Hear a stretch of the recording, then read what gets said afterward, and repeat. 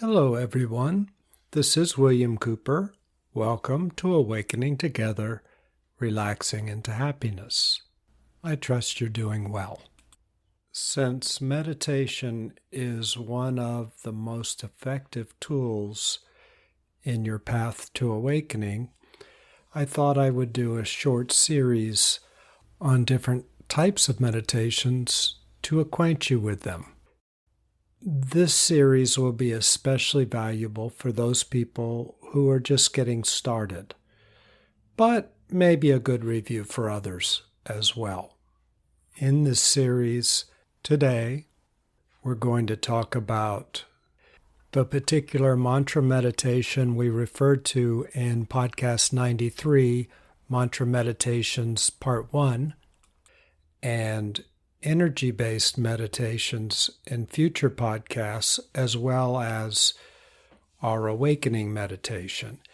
Each one of these podcasts will be fairly short, and we'll just talk about some basics particular to each of these meditations, and then we'll do them together for a short while just to get you started off so that you can do them on your own, and they will make more sense to you, perhaps.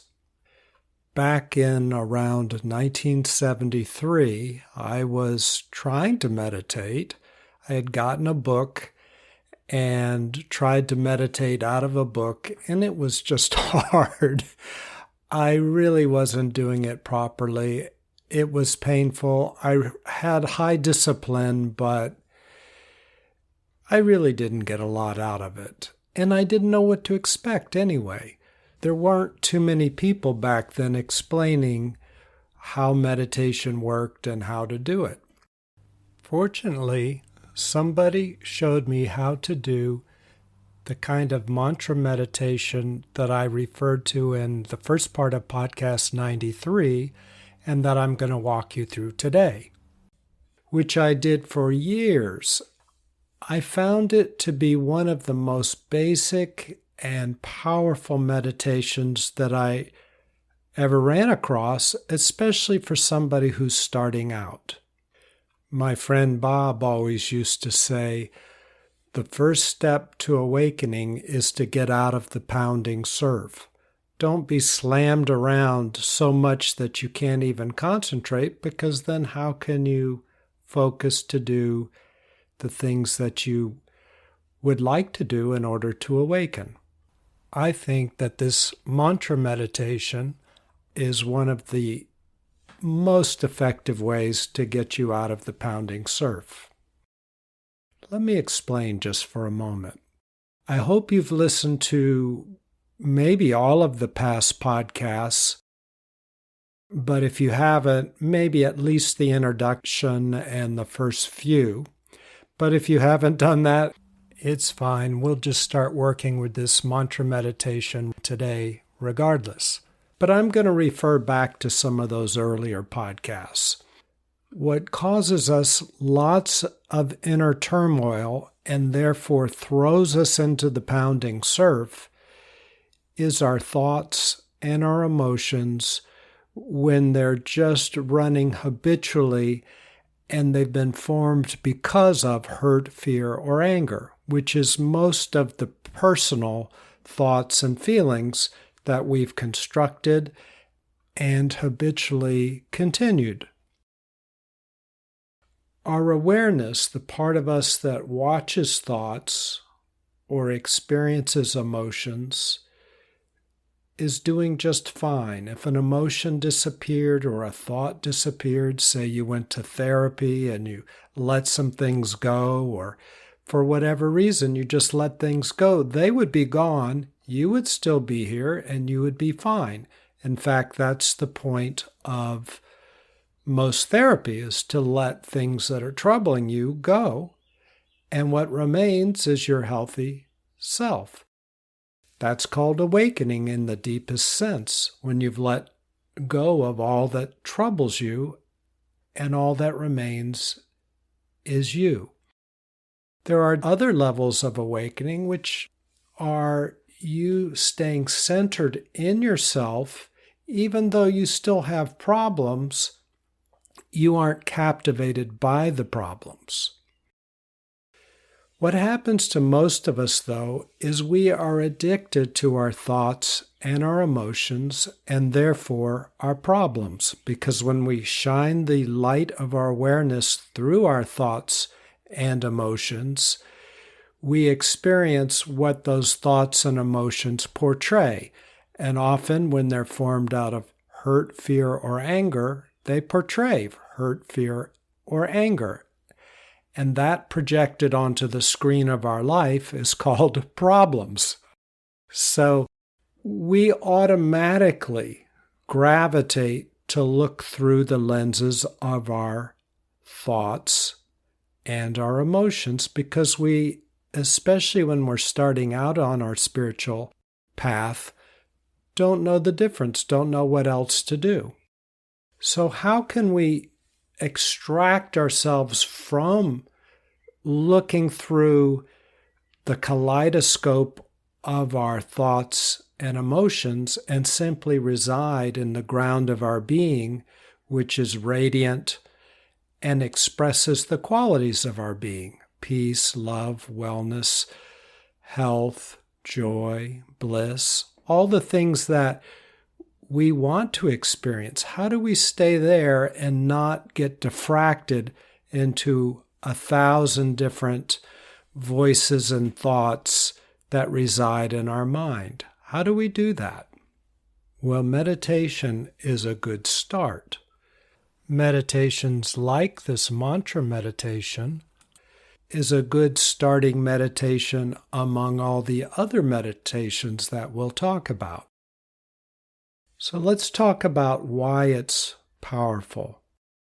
This particular type of mantra meditation is powerful because it gives us a pathway not to jump into our thoughts, not to jump into our emotions, and therefore stay and experience the qualities of our being deeper and deeper and deeper.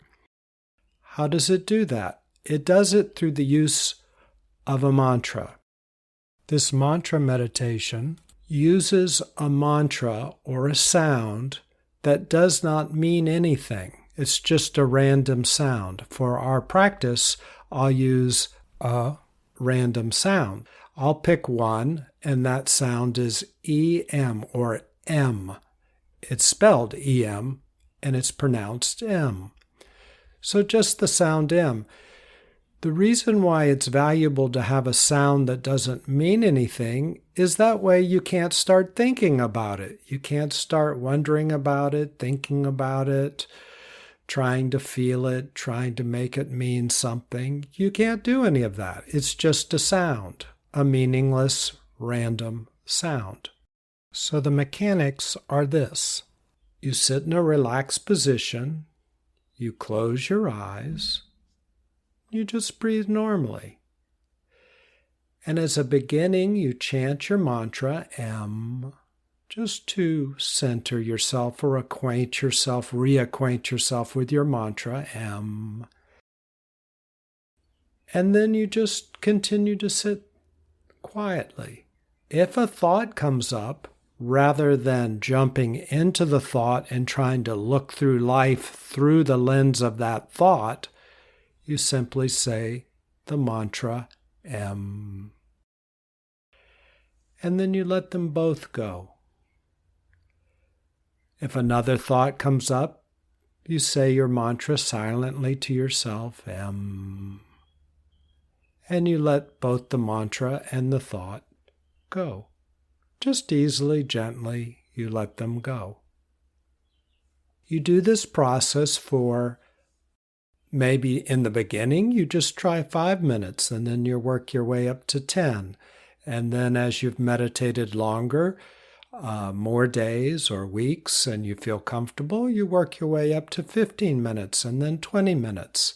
And the traditional practice, you might meditate twice a day, 20 minutes in the morning, and if possible, another 20 minutes in the afternoon. Have 2 20-minute meditations during the day. That begins to train you to just relax in your being and not be so prone to jumping into your thoughts, even during your regular waking day when you're not meditating.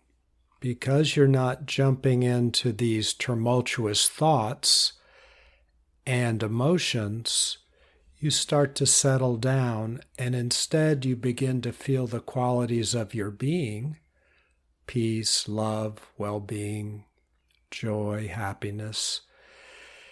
And that starts to permeate through your body. So after a while, you begin to enjoy and be informed by the qualities of your being rather than the reactions that come from a separated life that has built a personality around hurt, fear, and anger, as we've described in detail in earlier podcasts. So this is a quick way to begin to short-circuit the addiction of jumping into a thought, because before you can jump into the thought, you simply say your mantra, and you let both the thought and the mantra go, so you haven't jumped into the thought or the emotion. You've let them go, and all that remains is your being. Because you're not getting all stressed out by jumping into your thoughts, at least for the 20-minute meditation, deep relaxation begins to flow after a time through your body and your mind. Stress begins to dissolve, and you approach life in a more relaxed way. That gets you out of the pounding surf. So after a while, you retrain yourself in a sense from the old addictive personality that most of us have, that's addicted and doesn't even know it's addicted. We jump into our thoughts, we live through our thoughts, we live through our emotions because we think that's the way to be. In a past podcast, I've described it as being born with pink sunglasses on. We're wearing them, but we don't even know that they exist. We're so used to them. And the whole world looks pink. We just think automatically that the world is pink. And we don't know that it's not pink until we can take those sunglasses off. The use of this mantra doesn't allow us to put the sunglasses on. We can't even start looking through them. Because in this analogy or metaphor, the sunglasses represent our thoughts and emotions, looking through our life through our thoughts and our emotions. We can't do that with this meditation because we say and we let the sunglasses go, or the thoughts or emotions go, so we can't look through them. What we're left with is looking through our clear eyes, and after a while, our system reorients to clarity. In meditation, after all, what happens is we sit still and we let all the silt and the debris settle out of the clear water, which is us, and it starts to settle out, and then we're clear again.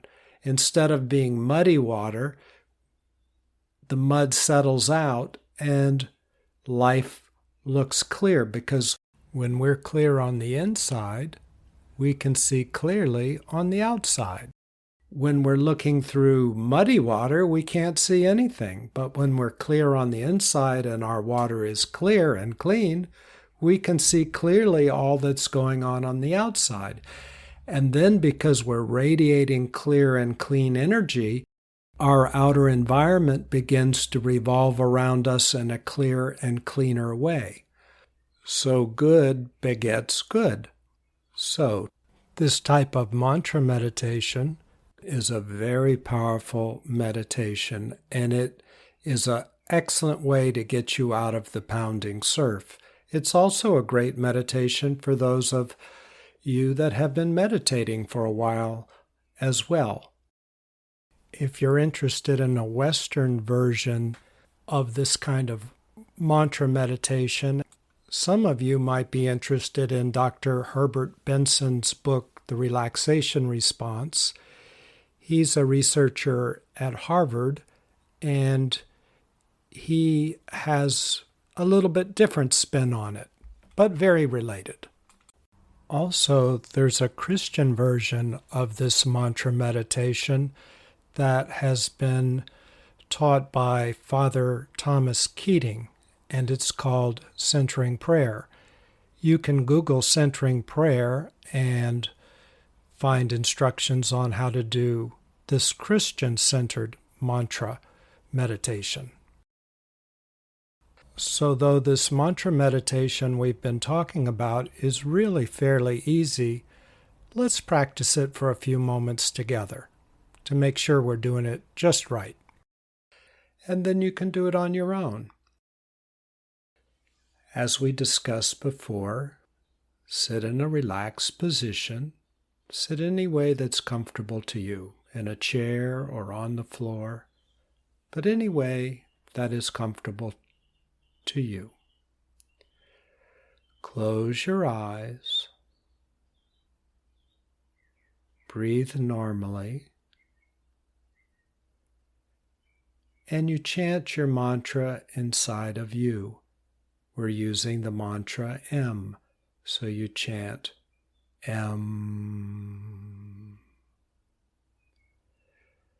Now, if your mind wanders, whenever it does wander, you chant the mantra M silently to yourself, and you let both the mantra and the thought or emotion go. And just continue to let go and relax. Breathe normally. And feel how good that feels. And if a thought or an emotion comes up, instead of jumping into the thought or emotion, you simply chant your mantra, M.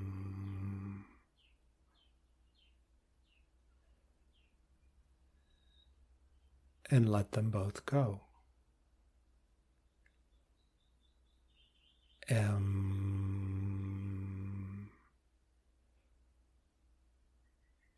And let there be an openness for everything to go.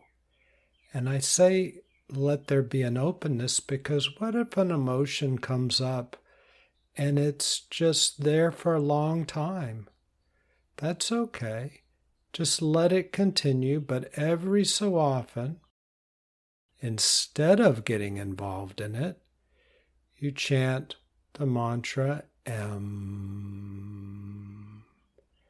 And let the mantra go, and let the emotion, if it doesn't go, if it's too big for it just to release, it just seems to be sitting there, let it be open to breathing in or enjoying the good feeling that's going on around it.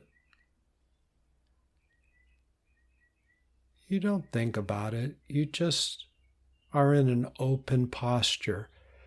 And before or instead of getting involved with the next thought or emotion, as it comes up, you say, M. And let everything go that can go, just on its own gently. And if something's not ready to go, let it open. You don't jump into it. And because you're saying your mantra, M, M, the qualities of your being, the light of your being, the joy, the happiness, the peace, the qualities of your being are any or all of those things. As any of them come up, the emotion can breathe that in if it still is there, because it's open and you're not jumping into it and being captured by it. It will continue to be there until it just releases, and it might release today, or it might release tomorrow or the next day. Either way, it doesn't matter because you're not jumping into it. You're just letting it exist. And you let everything go. M.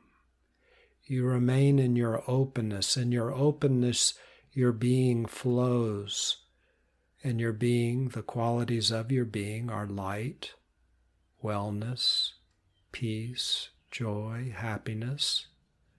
Perhaps you feel all of those, or you feel some of those, one of those. And rather than to exchange your attention from being with the qualities of your being and jumping into your emotion or thought, rather than do that, you say your mantra when a thought comes up and it's trying to get you to jump into it, to look at life through it. You simply say your mantra instead, and let them both go.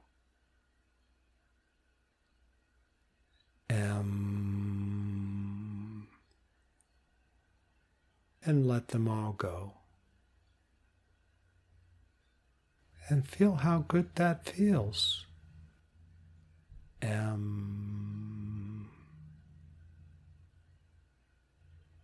Your pace will be your own. The amount of time or when you chant your mantra will simply be based on your thoughts when they appear, your emotions when they appear.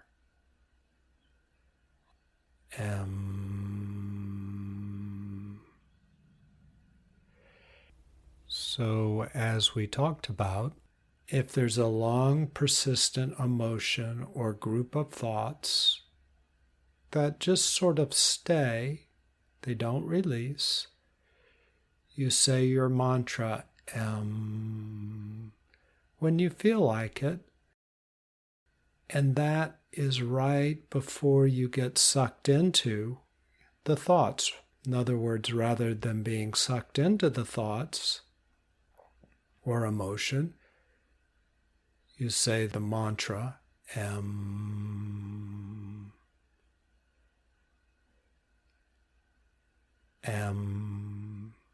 You go to the mantra instead of going into the thoughts or emotions. And if they're persistent and they're there for a long period of time, you can just watch them as you enjoy the qualities of your being. And when you feel your energy beginning to want to jump into the thoughts or the emotions, before that, you just say your mantra,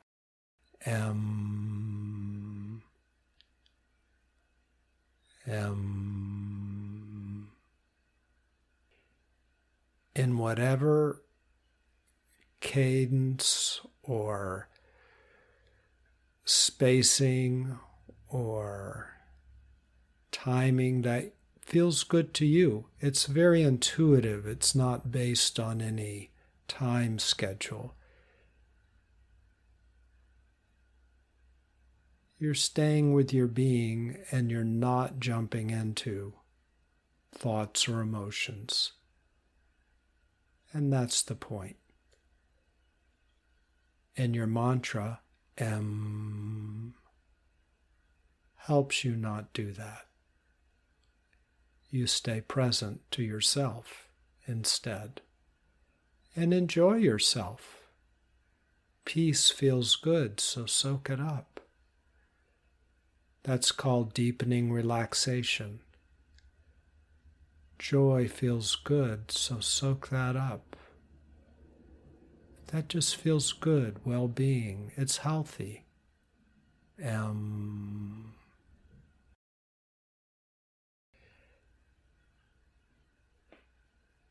perhaps you set a timer so you know when your 5 or 10 or 15 or 20 minutes is finished. And when it is, you gently open your eyes. You take a deep breath. And when you're ready, you look around the room and just notice you feel good. And meditation has a cumulative effect. You can take this centeredness that you're feeling deeper and deeper. You can take that throughout your day. even when you're not technically meditating. And you can take these skills with you rather than jumping into thoughts that aren't necessary. You can just let them go and stay centered in your being as you go through the day. Each day feeling better and better than the days before because you've deepened and you've become good at staying centered as you practice your meditation. Okay, thank you so much. I hope you found this helpful. And in future podcasts, we'll talk about other kinds of meditation. Okay, take care. I look forward to talking to you again next week. Bye.